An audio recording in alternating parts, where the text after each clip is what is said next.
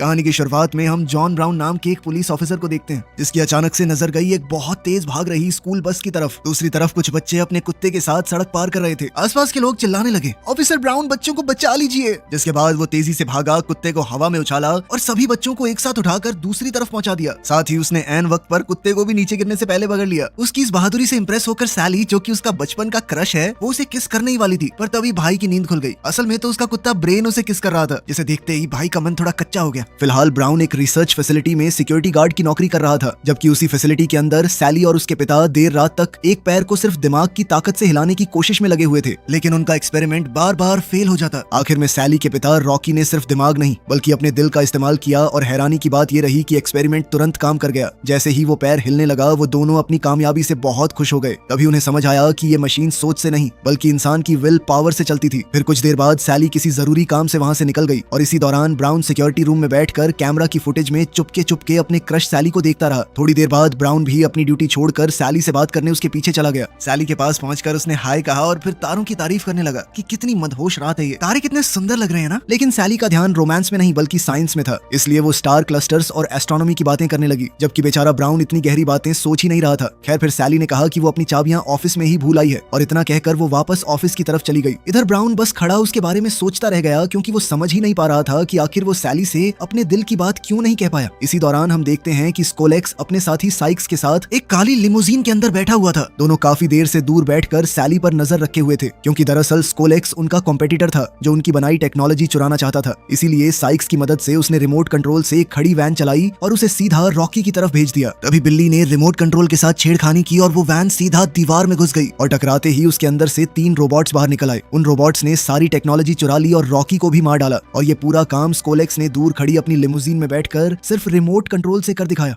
जब ब्राउन वहां पहुंचा तो उसने हर तरफ तबाही का मंजर और रॉकी की लाश देखी। उसने हीरो बनते हुए सैली से कहा कि मैं तुम्हारे पिता के गुनहगारों को जरूर ढूंढ निकालूंगा, चाहे मुझे कुछ भी करना पड़े। इसके तुरंत बाद ब्राउन अपनी पुरानी हैचबैक कार में बैठा और लिमोजीन और वैन का पीछा करने लगा, लेकिन साइक्स ने उसे आता देखकर तुरंत रोड पर ग्रीस गिरा दिया, जिसकी वजह से ब्राउन की कार का कंट्रोल छूट गया और वो पलटते हुए क्रैश हो गई। लेकिन उसकी गाड़ी घिसटते हुए एक बिल बोर्ड से जा टकराई, जो हमारे भाग रहे चोरों की लिमोजीन के ऊपर गिर गया। इसके बाद ब्राउन ने कहा कि तुम्हारा खेल खत्म हो चुका है, जल्दी बाहर आओ। ये सुनकर स्कोलेक्स गाड़ी की सनरूफ से बाहर निकला और कहा कि वाह क्या बात है, तुमने हमें पकड़ लिया। इस बात का जश्न मनाने के लिए एक सिगार तो पीनी बनती है। और उसने सिगार जैसा दिखने वाला एक डायनामाइट ब्राउन के पास फेंक दिया, जिसके बाद एक जबरदस्त धमाका हुआ जिसमें ब्राउन की गाड़ी के चीथड़े उड़ गए। लेकिन तभी एक अजीब ट्विस्ट आया, क्योंकि उसी ब्लास्ट की वजह से एक बोलिंग बॉल हवा में उछली और सीधा जाकर स्कोलेक्स के हाथ पर आ गिरी। इस हादसे में उसका हाथ बुरी तरह कुचल गया। अब सवाल ये था कि क्या ब्राउन इतने खतरनाक हादसे के बाद भी जिंदा बच पाया? कुछ ही देर बाद इसका जवाब मिल गया, क्योंकि ब्राउन हॉस्पिटल में जिंदा निकला। उसे देखने उसकी भांजी मिनी आई और अपने साथ ब्रेन को भी ले आई, जिसने फिर से ब्राउन के ऊपर चढ़ के उसका मुंह चाट लिया। मगर इधर ब्राउन के पूरे शरीर पर प्लास्टर चढ़ा हुआ था और उसके हाथ पैर अलग अलग तरफ से लटकाए गए थे ताकि उसकी हड्डियां जल्दी ठीक हो सकें। कुछ ही देर बाद हॉस्पिटल में शहर के मेयर और पुलिस चीफ क्विम्बी ब्राउन से मिलने आए। दरअसल सैली और उसके पिता जिस प्रोजेक्ट पर काम कर रहे थे, उसका खर्चा टाउन सरकार उठा रही थी और अब उस प्रोजेक्ट के लिए उन्हें एक नया कैंडिडेट मिल चुका था। सैली को भी दिल से पूरा यकीन हो गया कि इस काम के लिए ब्राउन से बेहतर कोई हो ही नहीं सकता।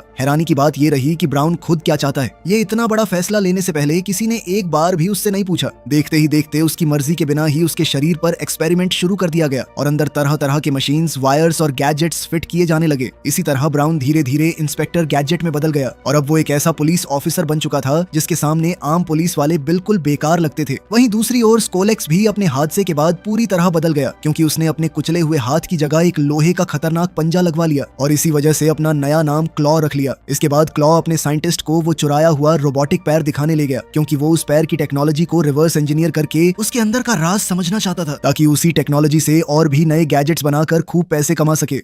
इधर हॉस्पिटल में ब्राउन की आंख खुली, पर अब वो पहले जैसा नहीं रहा। जब उसके अंगूठे से अचानक एक लाइटर बाहर निकला तो उसे लगा कि शायद उसका हाथ जल रहा है और फिर उसने सोचा कि कहीं रिकवरी के दौरान दी गई दवाइयों की वजह से उसे भ्रम तो नहीं हो रहा। तभी अचानक उसके पैर से एक मिसाइल निकली और पूरे कमरे में इधर उधर टकराने लगी। पर अच्छी बात ये रही कि उससे किसी को चोट नहीं लगी। अब तक ब्राउन सच में इंस्पेक्टर गैजेट बन चुका था और तभी उसकी मुलाकात सैली से हुई। सैली ने उसे बताया कि अब वो एक रोबोटिक पुलिस ऑफिसर बन चुका था, जिसके पास इतने गैजेट्स थे कि वो दुनिया के सबसे खतरनाक क्रिमिनल को भी पकड़ सकता था। उसने ब्राउन को भरोसा दिलाया कि वो उसकी मदद करेगी और धीरे धीरे उसके नए गैजेट्स और शक्तियों को समझने में उसका साथ देगी। पर तभी अचानक ब्राउन का सर स्प्रिंग की तरह उछला और हॉस्पिटल की छत तोड़ते हुए ऊपर चला गया। वहीं दूसरी तरफ स्कोलेक्स की लैबोरेटरी में सैली की रिसर्च की मदद से उनका रोबोट टेस्ट किया जा रहा था। क्लॉ ने रोबोट को अपने दिमाग से कंट्रोल करने की कोशिश की, लेकिन वो जरा भी नहीं हिला। शायद इसकी वजह ये थी कि उसके पास दिल ही नहीं था, और सबसे बड़ी बात तो ये कि उसमें कंट्रोलिंग चिप भी नहीं लगी थी। दरअसल चोरी के दौरान वो चिप निकलकर लैब में ही गिर गई थी। इधर सैली इंस्पेक्टर गैजेट को समझाने लगी कि उसका नया रोबोटिक सिस्टम कैसे काम करता है। थोड़ी देर बाद वो उसके लिए एक इतनी बड़ी मैनुअल ले आई जो लगभग एक कुर्सी जितनी ऊंची थी, और बेचारा ब्राउन मन में सोचने लगा कि हाँ, ये तो पढ़ ही लूंगा मैं। इसके बाद सैली ने उसे उसकी नई यूनिफॉर्म दिखाई, जिसे पहनकर वो शहर में क्राइम खत्म करेगा। इसके बाद सैली उसे फील्ड टेस्ट के लिए ले गई। वहाँ उसने इंस्पेक्टर गैजेट से पूछा कि अगर कुछ चोर भाग रहे हो तो वो उन्हें कैसे पकड़ेगा। तो इंस्पेक्टर गैजेट ने थोड़ा सोचकर कहा कि मैं ग्रीस फेंक दूंगा। पर तभी अचानक उसके हाथ के साइड से बहुत सारा टूथपेस्ट निकलने लगा, जिसके अंदर वो दोनों ही पूरी तरह लथपथ हो गए। लेकिन ये सब होने के बाद भी सैली बहुत हंसी। खैर, फिर इंस्पेक्टर गैजेट की इलेक्ट्रॉनिक गड़बड़ को कंट्रोल करने के लिए सैली उसे एक मेडिटेशन गुरु के पास ले गई। गुरु ने समझाया कि खुद को शांत करो, अपने हाथों को आगे बढ़ाओ। लेकिन इसी चक्कर में हाथ कुछ ज्यादा ही आगे बढ़ गया और उसने आगे बढ़कर गुरु के कंचे पकड़ लिए। इंस्पेक्टर गैजेट के हाथों में थोड़ी जान भी ज्यादा थी, तो कंचे बच नहीं पाए। बेचारा गुरु दर्द से तड़प उठा और कुछ ही देर में उसे एम्बुलेंस से हॉस्पिटल ले जाया गया, जहाँ वो अपने कंचों पर बर्फ की थैली रख के लेटा रहा। खैर, इसके बाद सैली ने इंस्पेक्टर गैजेट की मुलाकात उसकी नई कार गैजेट मोबाइल से करवाई। ऐसा लगता था मानो इस गाड़ी का अपना दिमाग है, और ये भी जुर्म से लड़ने के लिए बहुत ज्यादा एक्साइटेड है। ये गाड़ी बहुत ज्यादा एडवांस है, जिसके अंदर फीचर भरे पड़े हैं। इस गाड़ी के अंदर एक मेल एआई मौजूद है, जिसे कंट्रोल करना या जिसके बटन समझना इंस्पेक्टर गैजेट को बिल्कुल आसान नहीं लगा। ऊपर से वो बार बार इंस्पेक्टर गैजेट का मजाक उड़ाकर उसे और ज्यादा परेशान करता रहता था। और तो और बोलने के मामले में भी गैजेट मोबाइल किसी से कम नहीं निकला, क्योंकि उसकी जबान तो बस लगातार चलती ही रही। खैर, कुछ ही देर बाद इंस्पेक्टर गैजेट और गैजेट मोबाइल का सामना जेल से भागे हुए दो कैदियों से हुआ, जो एक कार चुराने की कोशिश में लगे थे। गैजेट मोबाइल ने तो तुरंत बता दिया कि कुछ तो गड़बड़ है, लेकिन इंस्पेक्टर गैजेट को जरा भी शक नहीं हुआ। न तो उसने उनकी जेल वाली यूनिफॉर्म पर ध्यान दिया और न ही ये समझा कि वो कार चुरा रहे हैं, बल्कि उल्टा उनकी मदद ही करने लग गया। उसने अपनी उंगली से एक मास्टर की निकाली और कार खोलने की कोशिश करने लगा। इसे देखकर बेचारा गैजेट मोबाइल सोच में पड़ गया कि किस पागल को मेरा मालिक बना दिया इन्होंने। तब उसने खुद ही पुलिस की लाइट्स ऑन कर दी, जिसके बाद वो कैदी अलग अलग डायरेक्शंस में भाग निकले। फिर गैजेट मोबाइल ने भी खुद को पुलिस ऑफिसर समझकर उनका पीछा शुरू कर दिया। अब एक के पीछे गैजेट मोबाइल थी और एक के पीछे इंस्पेक्टर गैजेट। इंस्पेक्टर गैजेट तो अभी भी अपने सारे फंक्शन सीख रहा था। उसने अपने पैरों के स्केट्स खोलने चाहे, लेकिन गलती से स्प्रिंग खोल दिए और एक ही जगह पर उछलने लगा। वहीं गैजेट मोबाइल ने खुद को बिल्कुल बैकग्राउंड जैसा बना के गायब कर लिया और वो चोर खुद ही उसके अंदर गिर के फंस गया।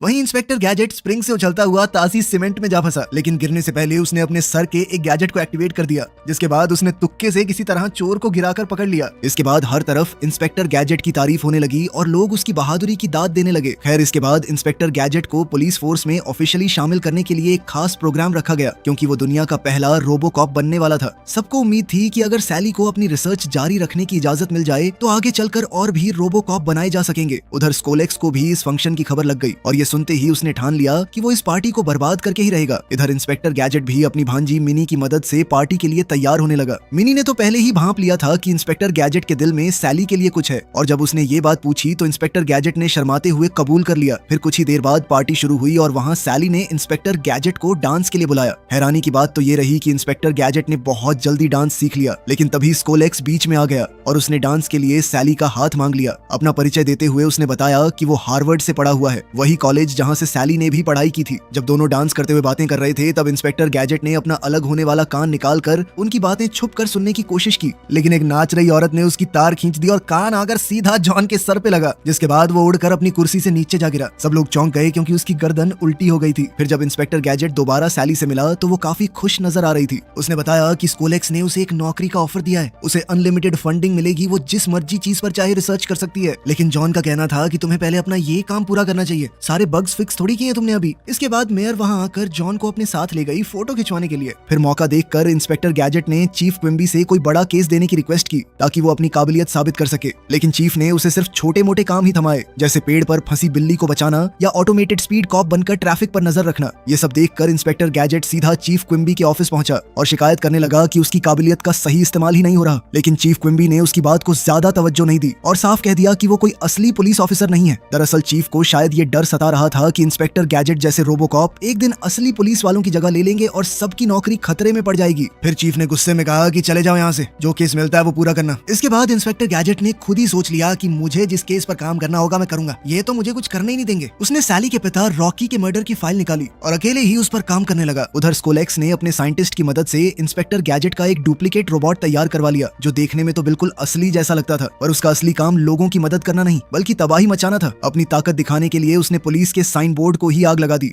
इधर इंस्पेक्टर गैजेट एक शांत जगह ढूंढकर रॉकी की केस फाइल पढ़ने लगा। फाइल देखते वक्त उसकी नजर क्राइम सीन से मिले एक मेटल के टुकड़े पर पड़ी, जिस पर सिर्फ साई लिखा हुआ था। पहले उसने सोचा कि शायद ये स्पेनिश का शब्द सी है, जिसका मतलब हाँ होता है, पर उसने तुरंत इस सोच को गलत मानकर छोड़ दिया। फिर कुछ देर बाद जब इंस्पेक्टर गैजेट मिनी के साथ गैजेट मोबाइल में जा रहा था, तो उनके पास से एक ट्रक गुजरा, जिस पर बड़े अक्षरों में स्कोलेक्स इंडस्ट्रीज लिखा हुआ था। बस वही देखते ही सारी बात साफ हो गई और मिनी ने तुरंत समझ लिया कि क्राइम सीन पर मिला SI दरअसल स्कोलेक्स इंडस्ट्रीज का शॉर्ट फॉर्म निकला। इससे इंस्पेक्टर गैजेट को शक हुआ कि सैली शायद मुसीबत में है, इसलिए वो तुरंत उसे चेतावनी देने के लिए स्कोलेक्स की बिल्डिंग की तरफ निकल पड़ा। बिल्डिंग के नीचे पहुंचते ही उसने जोर से कहा गो गो गैजेट, जिसके बाद उसके सर से सीधा एक हुक निकला। उसकी मदद से वो तुरंत बिल्डिंग के ऊपर चढ़ने लगा। ऊपर पहुंचकर उसने ऑफिस की खिड़की से सैली को देखा और उसे खतरे के बारे में आगाह कर दिया। फिर बिल्डिंग की छत पर उतरकर एक वेंटिलेशन डक्ट के अंदर घुस गया। फिर वेंट के अंदर पहुंचते ही उसने वो असली पैर देख लिया, जिसे स्कोलेक्स ने चुराया था। इंस्पेक्टर गैजेट ने उसे सबूत के तौर पर अपने साथ ले जाने की कोशिश की, लेकिन तभी अलार्म बज उठा और वो रंगे हाथों पकड़ा गया। वहीं दूसरी तरफ सैली को स्कोलेक्स की बनाई हुई अपनी ही एक डुप्लीकेट मिल गई और गलती से उस नकली सैली ने उसे चुराए गए पैर के बारे में सब बता दिया, जिसे सुनकर असली सैली गुस्से से भर उठी। उधर उसी बिल्डिंग में स्कोलेक्स मजे से बैठकर नकली इंस्पेक्टर गैजेट को शहर में तबाही मचाते देख खुश हो रहा था, जबकि इधर असली इंस्पेक्टर गैजेट को एक बेड पर बांधकर उसका शरीर खोल दिया गया ताकि उसके अंदर के मैकेनिकल पार्ट्स तक पहुंचा जा सके। तभी स्कोलेक्स के दिमाग में एक नया प्लान आया, क्योंकि वो नहीं चाहता था कि दुनिया में कभी कोई और इंस्पेक्टर गैजेट बने, बल्कि उसकी ख्वाहिश थी कि इस टेक्नोलॉजी पर सिर्फ उसी का कब्जा रहे। वो सोच रहा था कि अगर ये टेक्नोलॉजी सिर्फ उसके पास रह जाए तो आगे चलकर वो सरकार को गैजेट सोल्जर्स बनाकर बेच सकता था और इससे खूब पैसा कमा सकता था।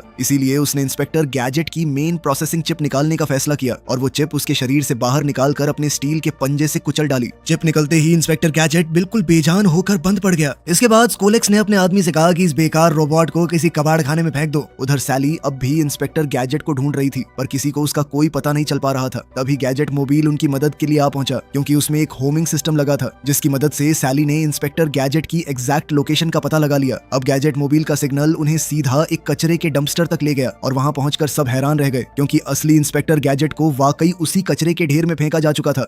उधर नकली इंस्पेक्टर गैजेट पूरे शहर में तबाही मचाता रहा और लोग अपनी जान बचाकर इधर उधर भागते रहे। सैली ने देखा कि शायद वो अब इंस्पेक्टर गैजेट को ठीक नहीं कर पाएगी, इसीलिए उसने जॉन को किस करते हुए अलविदा कहा। और तभी अचानक एक चमत्कार हो गया। इंस्पेक्टर गैजेट के अंदर के मैकेनिकल सिस्टम्स खुद ब खुद दोबारा एक्टिवेट हो गए, मानो उसे चलने के लिए उस प्रोसेसिंग चिप की नहीं बल्कि सिर्फ अपने दिल की जरूरत थी। इसके बाद सब मिलकर स्कोलेक्स को रोकने के लिए निकल पड़े। उन सबको वहाँ जल्दी पहुंचाने के लिए गैजेट मोबाइल ने खुद को एक रॉकेट कार में बदल लिया। फिर रास्ते में गैजेट मोबाइल अचानक रॉकेट कार में बदल गया और कुछ ही देर में वो स्कोलेक्स की लिमोजीन तक जा पहुंचे। इंस्पेक्टर गैजेट ने सैली से कहा कि स्टीयरिंग व्हील संभालो और वो खुद दुश्मन की लिमोजीन में जा घुसा। इसी बीच नकली इंस्पेक्टर गैजेट स्कोलेक्स से अलग होकर एक पीले ब्रिज पर असली इंस्पेक्टर गैजेट से भिड़ गया। दोनों के बीच में एक जबरदस्त लेकिन बहुत ज्यादा हंसाने वाली लड़ाई छिड़ गई। वो अजीबोगरीब गैजेट्स का इस्तेमाल करके एक दूसरे से लड़ रहे थे, कभी एक भारी पड़ता तो कभी दूसरा। खैर उधर गैजेट मोबाइल भी लिमोजीन का पीछा करते हुए उसी बिल्डिंग तक जा पहुंचा और सीधी टक्कर मार के लिमोजीन को खत्म ही कर दिया। सैली बहुत गुस्से में गाड़ी से उतरी और उसने स्कोलेक्स से कहा कि तुमने मेरे पिता का कत्ल किया है, मैं तुम्हें छोड़ूंगी नहीं। लेकिन स्कोलेक्स उसे पकड़कर बिल्डिंग के अंदर ले गया। ये देखते ही गैजेट मोबाइल ने तुरंत इंस्पेक्टर गैजेट को फोन किया, ये कहते हुए कि अब तो तुम्हें ही सैली को बचाना होगा, क्योंकि ये कार बिल्डिंग के अंदर तो नहीं घुस सकती। इसी बीच मिनी ने भी अपनी तरफ से इन्वेस्टिगेशन शुरू कर दी और उसने साइक्स को टॉयलेट में वो चुराया हुआ असली पैर फ्लश करके सबूत मिटाने की कोशिश करते देख लिया। उधर असली और नकली इंस्पेक्टर गैजेट की लड़ाई के बीच में जॉन की नजर नकली इंस्पेक्टर गैजेट की गर्दन पर पड़ी, जहां पर उसे नकली इंस्पेक्टर गैजेट को बंद करने का बटन मिल गया। उसने जैसे ही पिन खींची तो गर्दन और शरीर दोनों अलग हो गए और उसने नकली इंस्पेक्टर गैजेट के सर को समुद्र में फेंक दिया और अपने हेलीकॉप्टर गैजेट को ऑन करके सैली को बचाने के लिए निकल पड़ा।